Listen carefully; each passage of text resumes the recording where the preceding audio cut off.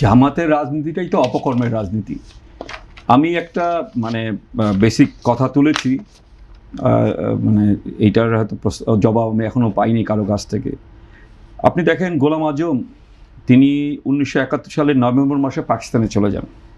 16 December তাদের পরাজয় ঘটে এবং জানুয়ারি মাসে তিনি লাহোরে সংবাদ সম্মেলন করে একটা কমিটি বানান, পূর্ব পাকিস্তান উদ্ধার কমিটি। সেই কমিটির নেতা হিসাবে তিনি সেই সময় সৌদি বাদশা ছিলেন ফয়সালের সাথে অনেকবার দেখা করেছেন এবং একটা সময় তিনি তার মানে হেডকোয়ার্টার নিয়ে যান লন্ডন। সেখানে লন্ডনে বাড়ি কিনে সেখানে হচ্ছে লন্ডনে হেডকোয়ার্টার করে।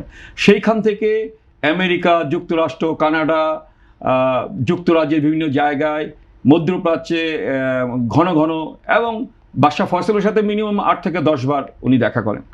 ওইখানে দেখা করে তিনি সবসময় বলতেন, এবং একটা রিসিটও আপনারা দেখেছেন, এই যে পুনরুদ্ধার কমিটি যে রিসিট সেটা কি বলে আপনার অনলাইনে আছে,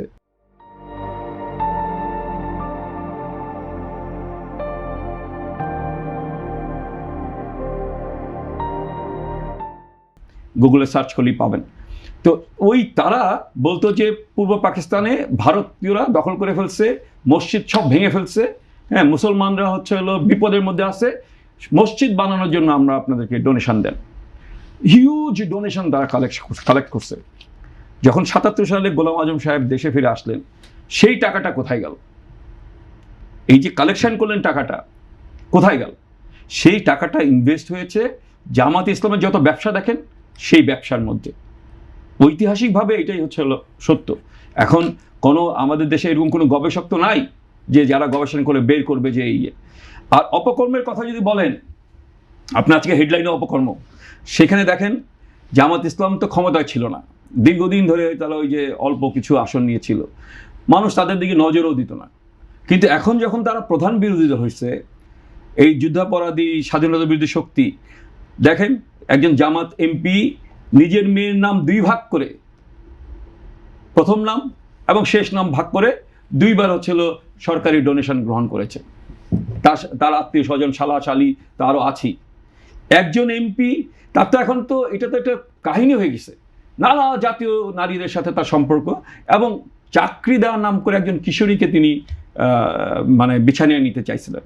তো এই যে, এবং দেখেন প্রতিদিনই কোনো না কোনো খবর পাওয়া যাচ্ছে যে জামাতের নেতা, জামাতের আমির উমক করছে, তমক করছে, এবং হলো তারা যে নানা রকম ছোট ছোট এনজিও করেছিল, তারপর যে বিভিন্ন যে মানে কি বলে সমবায় সমিতি করেছিল, তার যে ফান্ড, সেই ফান্ড চুরি করে নিয়ে গেছে, জনগণ ধরে গণধোলাই দিয়ে পুলিশের কাছে দিয়ে দিচ্ছে। এরকম শোনা যায় না?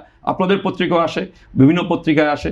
ফলে তারা যে আল্লাহর আইন সৎ লোকের শাসনের কথা বলেছিল, সেইটা কিন্তু আজকে তারা যে অসৎ সেটা কিন্তু প্রমাণ হয়ে গেছে। আরেকটা কথা আমি বলে যাই, আপনি তো সাংবাদিক, মানে আপনি কি বলে ইনভেস্টিগেটিভ জার্নালিজম করেন। 2001 সাল থেকে 2001 সালে যে পার্লামেন্ট, সেই পার্লামেন্টে যারা নির্বাচিত হয়েছিল তাদের জন্য ফ্রি গাড়ি, মানে ট্যাক্স ফ্রি গাড়ির বিষয় ছিল। সেইখানে আমি চ্যালেঞ্জ করে বলতে পারি, আমি জানি প্রথম আলো বলে একটা পত্রিকা সেটা উঠেছিল, আবার আমারও নিজের কিছু ইনফরমেশন আছে, সেইখানে জামাত ইসলামের তৎকালীন আমির থেকে শুরু করে প্রত্যেকেই ওই যে ট্যাক্স ফ্রি গাড়ির যেই আপনার মানে পত্র, সংসদীয় পত্র, সেইটা একটা গাড়ি কোম্পানি, জার্মানি গাড়ি কোম্পানি BMW যারা বাংলাদেশে বিক্রি করতো তাদের কাছে বিক্রি করে দিয়েছে, এবং তাদের নামে গাড়ি এসেছে, কিন্তু তারা কোনোদিনও সেই গাড়ি চড়ে নেই। কারণ চলেছে যারা কিনেছে তাদের লাভটা কোথায় হলো? ওই যে মানে এই যে বড় ধরনের গাড়িগুলি যেগুলো আসে, তাতে 300-400% ট্যাক্স থাকে।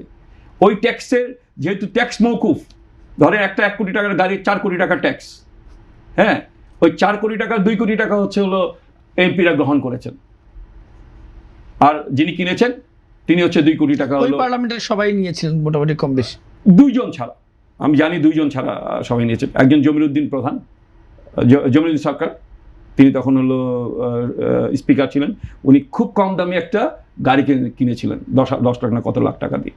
আর মতিয়া চৌধুরী, এই 2 জন ছাড়া বাকি, ইভিন কি যে রাসেল উপনির্বাচনে নির্বাচিত হয়েছিল, সে 3 না 4 কোটি টাকা দিয়ে একটা গাড়ি কিনেছে।